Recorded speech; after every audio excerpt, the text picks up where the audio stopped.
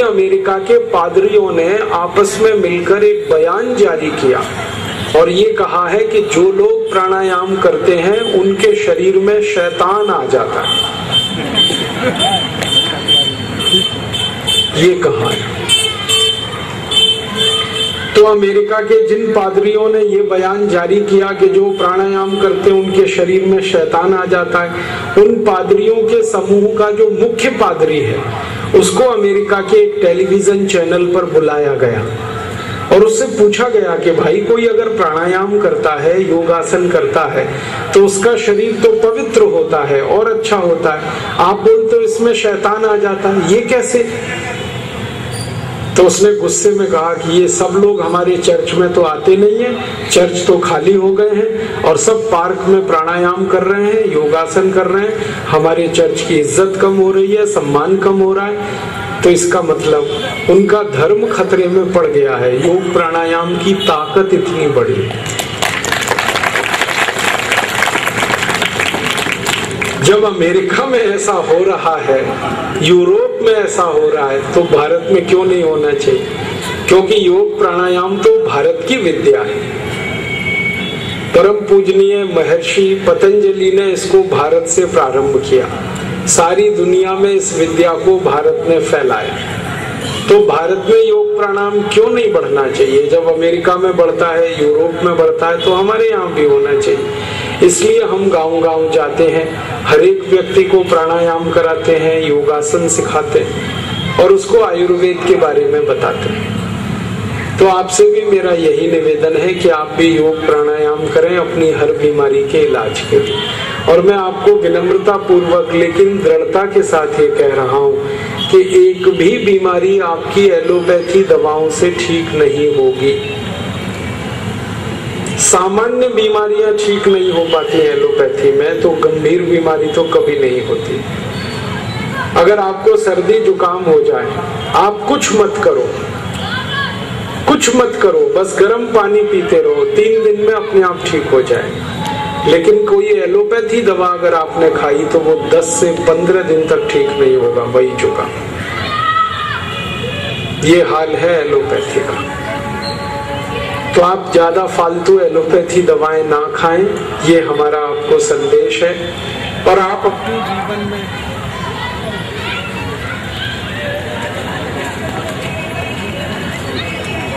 योग प्राणायाम का अपने जीवन में उपयोग करें, हर बीमारी का समाधान आपको वहां मिलेगा। तब आप ये कह सकते हैं कि हमको तो पता ही नहीं है कौन सी दवाएं हैं आयुर्वेद में जो हमारी बीमारी को ठीक कर सकती हैं, प्राणायाम कौन कौन से हैं जो हमारी बीमारियों को ठीक कर सकते हैं। तो आज मैं आपको ऐसी कुछ दवाएं बताना चाहता हूं जो आयुर्वेद में बहुत अच्छी मानी जाती हैं और हमारे घर की रसोई में आराम से वो दवाएं मिल जाती हैं। हमारे जो घर की रसोई है वो दवाओं का सबसे बड़ा भंडार है। तो रसोई घर में जितनी दवाएं हैं और बहुत अच्छी हैं और आयुर्वेद में हजारों वर्षों से इस्तेमाल हो रही हैं, ऐसी कुछ दवाएं मैं आपको बताऊंगा। आपके पास अगर कागज है, कोई डायरी है, नोटबुक है तो आप जरूर लिख लीजिए और ये दवाएं आपके बहुत काम आएंगी। हमारे जो योग शिक्षक बैठे हैं वो तो जरूर लिखें, क्योंकि हर दिन वो योग कक्षा में जाते हैं और हर दिन उनको इन दवाओं के बारे में लोगों से बात करने में आसानी हो जाएगी। ऐसी क्या क्या दवाएं हैं हमारे घर में और योग प्राणायाम में कौन सी विधियां हैं जिनसे हम हमारी बीमारियां ठीक कर सकते हैं। मैं शुरू करता हूं डायबिटीज से, शुगर की बीमारी जो बहुत तेजी से बढ़ रही है इस देश में। 5,70,00,000 भारतवासियों को शुगर हो चुकी है, डायबिटीज हो चुकी है और सरकारी आंकड़ों के अनुसार 3 करोड़ को होने वाली है। माने 8,70,00,000 भारतवासी थोड़े दिन बाद इस बीमारी की चपेट में आ जाएंगे। और ये बीमारी जो है ना साइलेंट किलर है। साइलेंट किलर का माने आपको चुपचाप मार डाले, ऐसी बीमारी। अगर आपको डायबिटीज हो गई, शुगर हो गई, तो कभी भी आपको हार्ट अटैक आ सकता है, कभी भी कार्डियक अरेस्ट हो सकता है, कभी भी ब्रेन हेमरेज हो सकता है, कभी भी पैरालिसिस हो सकता है, कभी भी दोनों गुर्दे खराब हो सकते हैं, लीवर खराब हो सकता है।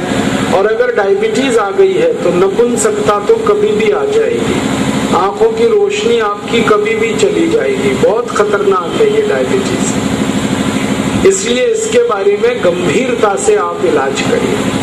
इलाज क्या करना है? सबसे पहले आपको 5 मिनट हर दिन करना है भस्त्रिका प्राणायाम। सवेरे खाली पेट 5 मिनट आपको भस्त्रिका प्राणायाम करना है जरूर, जो डायबिटीज के मरीज हैं। और आधा घंटे के लिए करना है कपालभाति प्राणायाम, और आधा घंटे के लिए करना है अनुलोम विलोम। तो 5 मिनट भस्त्रिका, आधा घंटे कपालभाति, आधा घंटे अनुलोम विलोम, ये 3 प्राणायाम हर दिन करने हैं। भस्त्रिका कैसे होता है आप जानते हैं। आराम से आप बैठे हुए हैं और आपके हाथ की पहली उंगली को अंगूठे के साथ स्पर्श कराइए, ये ध्यान मुद्रा होती है, इस मुद्रा में बैठ जाइए। हाथ आपके दोनों घुटनों पर होंगे और आराम से बैठकर धीरे धीरे सांस भरिए और धीरे धीरे श्वास को छोड़िए। लंबी सांस भरिए और लंबी सांस छोड़िए। जितनी धीमे सांस आप लेंगे और जितनी धीमे सांस छोड़ेंगे उतना ही ये प्राणायाम अच्छा होगा। जितनी गहरी सांस लेंगे, जितनी गहरी सांस छोड़ेंगे उतना ही ये प्राणायाम अच्छा होगा। मैं एक बार इसको करके दिखाता हूँ, आपको एक ही बार में समझ में आ जाएगा।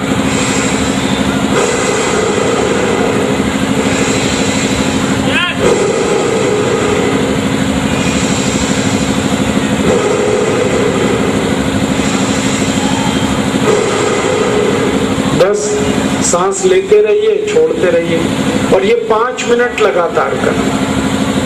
इसके बाद जो दूसरा प्राणायाम करना है आपको, वो है कपालभाति। कपालभाति में क्या होता है, झटके के साथ श्वास को बाहर निकालना, झटके से, फोर्स के साथ। और जब आप श्वास को बाहर निकालेंगे तो आपका पेट अंदर जाना चाहिए। मैं आपको दिखाता हूं, एक ही बार में समझ में आ जाएगा।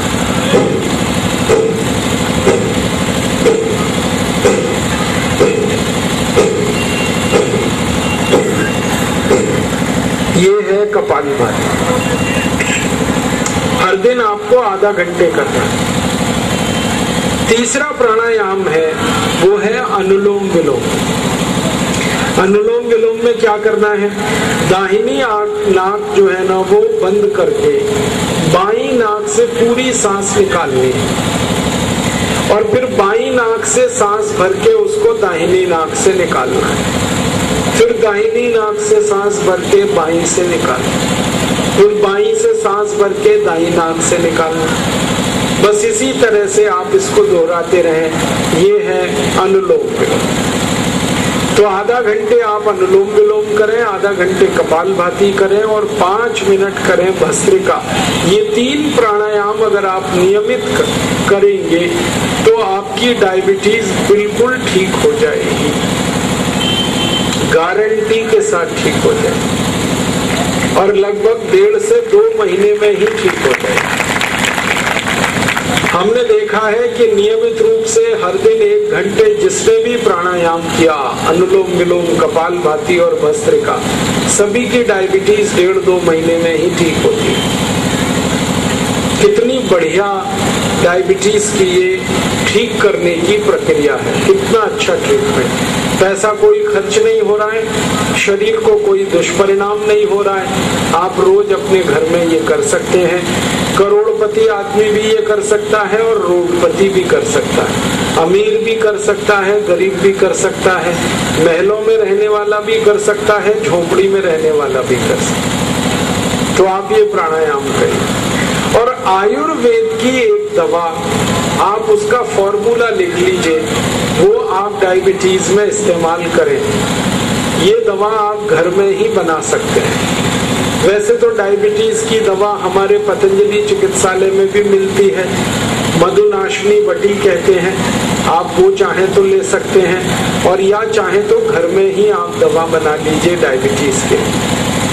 जो घर में आप दवा बनाएंगे वो कैसे बनेगी? 100 ग्राम लीजिए मेथी का दाना, और इस 100 ग्राम मेथी दाने को धूप में सुखाइए, और 2-3 दिन जब आप इसको धूप में सुखा देंगे तो इसको पत्थर में पीस लीजिए, पाउडर बन जाएगा। तो 100 ग्राम मेथी दाने का पाउडर ले लीजिए। फिर एक दूसरी दवा है, 100 ग्राम लीजिए तेज पत्ता।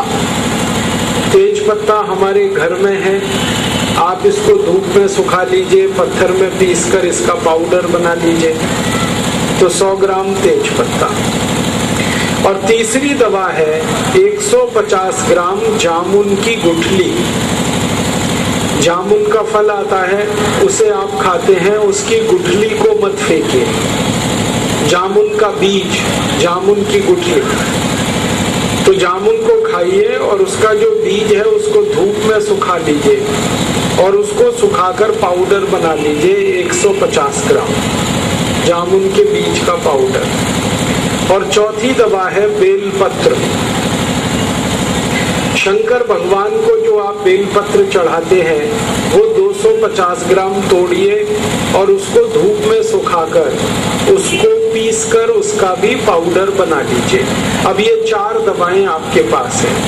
250 ग्राम बेलपत्र के पत्ते को पीसकर पाउडर बना लिया, 150 ग्राम जामुन की बीज को सुखाकर पीसकर पाउडर बना लिया, 100 ग्राम मेथी दाने को सुखाकर पीसकर पाउडर बना लिया, और 100 ग्राम तेज पत्ते को पीसकर सुखाकर पाउडर बना लिया। ये चारों को पीसकर आपस में मिला दीजिए और एक कांच की शीशी में इसको भर के रखिए। बस यही दवा है डायबिटीज की।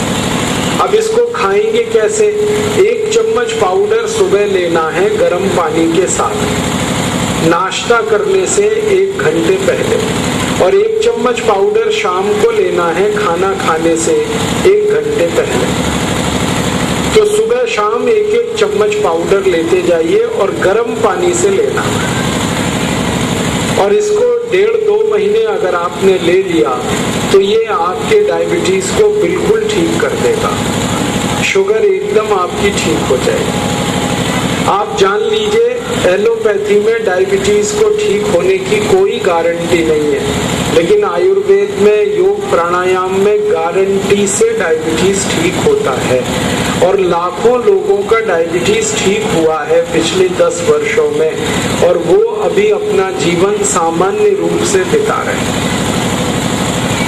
मेरी आपको ये प्रार्थना है कि जो मैंने आपको बताया ये आप उन सभी को बताइए जिनको शुगर की बीमारी हो गई है, डायबिटीज उनको हो गया है, क्योंकि 5,70,00,000 भारतवासियों को इसकी जरूरत है, और वो अगर इससे अपना जीवन सुखी बना पाएंगे तो इस पुण्य का लाभ आपको भी मिलेगा।